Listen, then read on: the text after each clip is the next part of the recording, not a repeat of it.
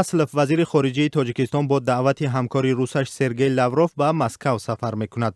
Дар ин бора рӯзи 5 апрел оҷонсии ТАСС бо такя ба Мария Захарова сухангӯи вазорати корҳои хориҷии Русия хабар дод. Захарова дар нишасти матбуотии худ рӯзи 4 апрел гуфтааст, ки ин сафар 8 ва 9 апрел дар назар гирифта шудааст. ин сафари расмӣ буда дар ҷараёни он масоили марбут ба вазъияти байналмилалӣ, робитаҳои дуҷониба ва сиёсати хориҷӣ баррасӣ мешавад.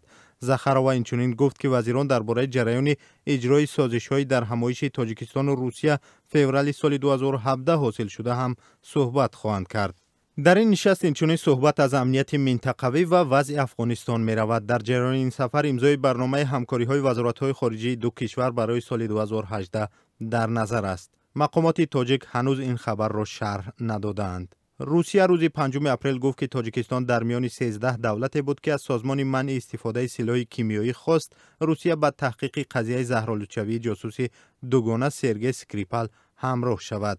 сафорати Русия дар Ҳолланд бо пахши изҳороте гуфт, ки ин муроҷиатномаро Беларус, Сурия, Қазоқистон, Арманистон, Озарбойҷон, Эрон, Венесуэла, Қирғизистон, Покистон, Тоҷикистон, Узбекистон, Никарагуа ва Куба имзо карданд.